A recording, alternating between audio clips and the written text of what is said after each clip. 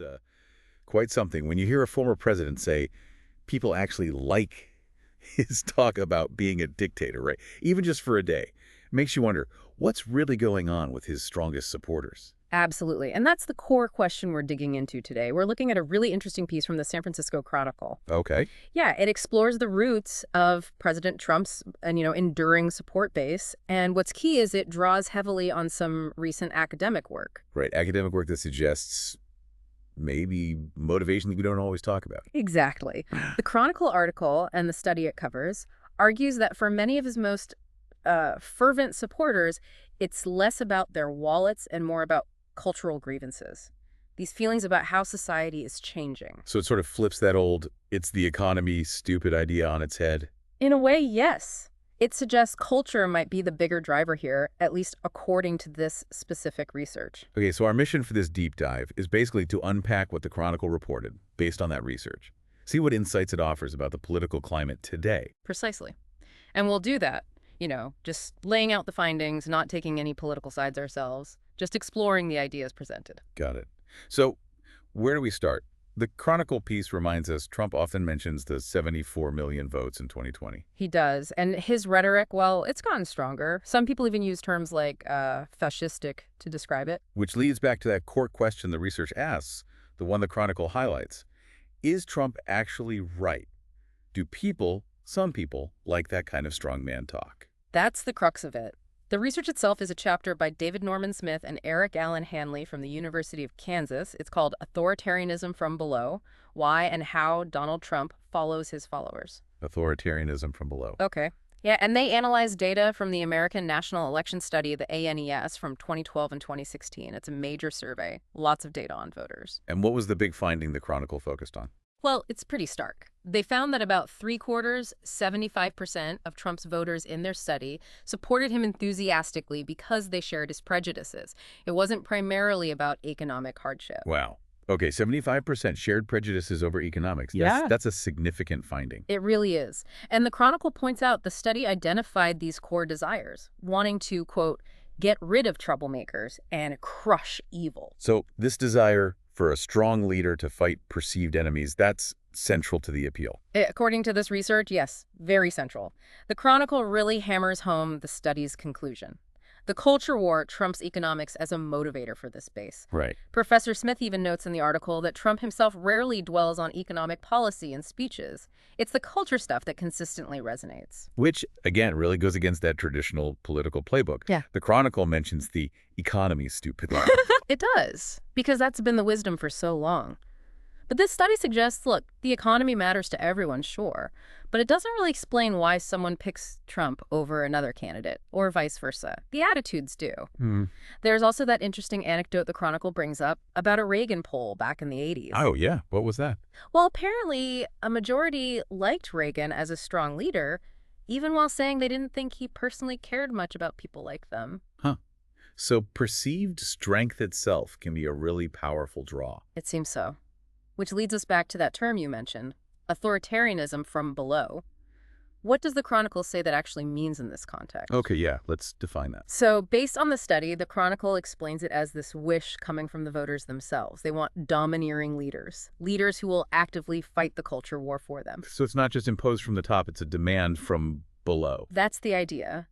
And the researchers measured this using questions from the right-wing authoritarianism scale, which was part of those ANES surveys. Okay, and were there specific questions that really stood out that the Chronicle highlighted? Yes. 2 in particular were highly predictive of Trump support, according to the article. What were they? The first one was something like, our country would be great if we honor the ways of our forefathers, do what the authorities tell us to do, and get rid of the rotten apples who are ruining everything. Strong stuff? And the second? The second was, what our country really needs is a strong, determined leader who will crush evil and take us back to our true path. Crush evil, rotten apples. Very clear language. Very. And the study found strong agreement with those statements correlated very strongly with enthusiastic Trump support, and also, importantly, with biases against women, immigrants, and Black Americans. So agreement with those statements wasn't just about wanting order, it was tied to specific prejudices. That's what the research indicates, yes. And the Chronicle makes a key point here. These attitudes were stronger predictors of Trump support than demographics like education or income. Meaning, once you accounted for these authoritarian views, things like whether someone had a college degree or how much they earned became statistically less important in explaining their vote. Exactly. Those demographic factors seem to lose their predictive power once the attitudes were factored in. It suggests the attitudes are, perhaps, the more fundamental driver here. Which, as you said, really challenges that narrative we hear so often, the one about economic anxiety in the white working class being the main engine of Trump's support. Right, the Chronicle directly tackles that.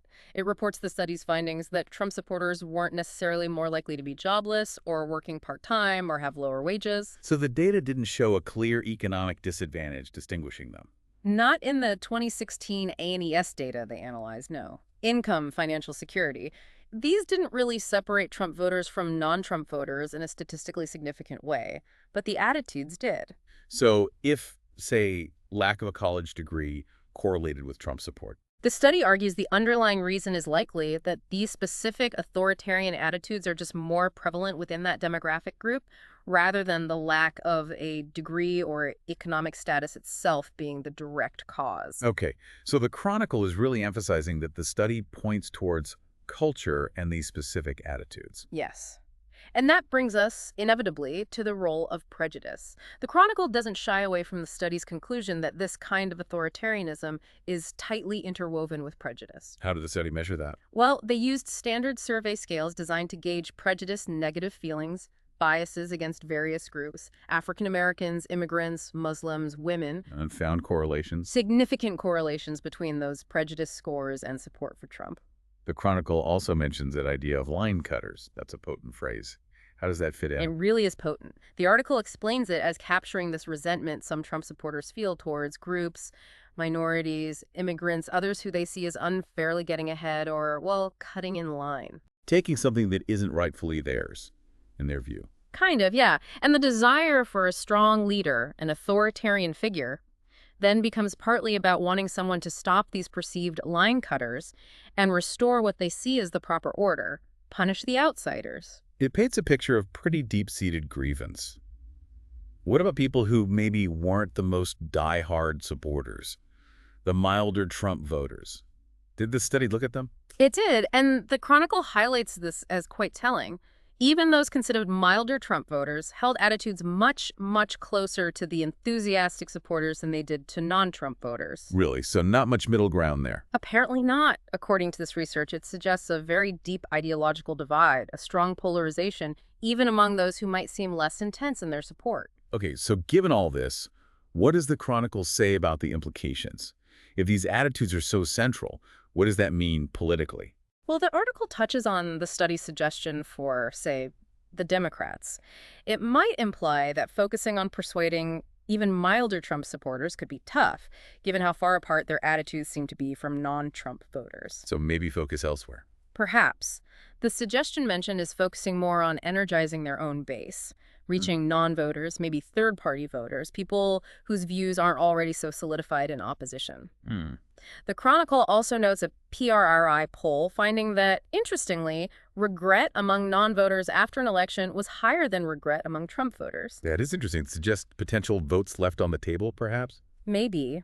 And the takeaway for Trump's support, as the Chronicle frames it, is that as long as he keeps projecting that image, the strong leader, the fighter against their enemies, his core base is likely to stay loyal. Because he's fulfilling that desire for authoritarianism from below. That's the argument the research makes, yes. The motivation for this significant chunk of his base seems rooted more in these cultural battles and the desire for a strong hand than in purely economic terms. Right. So, wrapping up this deep dive, the main takeaway from the San Francisco Chronicle piece, drawing on that academic study, is pretty clear. A large part of President Trump's base seems motivated by shared cultural views, even prejudices, and a desire for a dominant leader to fight those battles, more so than economics. That sums up the core finding reported in the article quite well. And again, we've just tried to lay out what the research in the Chronicle piece presented without adding our own political spin, just understanding the argument being made. It definitely gives you, the listener, a different lens through which to view voter motivations. So, a final thought to leave you with. If this understanding of voter motivation, this focus on cultural grievance and authoritarian desire is accurate for a significant group, how might that reshape political campaigning? And what are the longer-term implications for political division in the U.S.? Those are big questions worth reflecting on. We'd encourage you, if you're interested, to maybe look up the Chronicle article or even the original study itself for more detail. Lots to think about.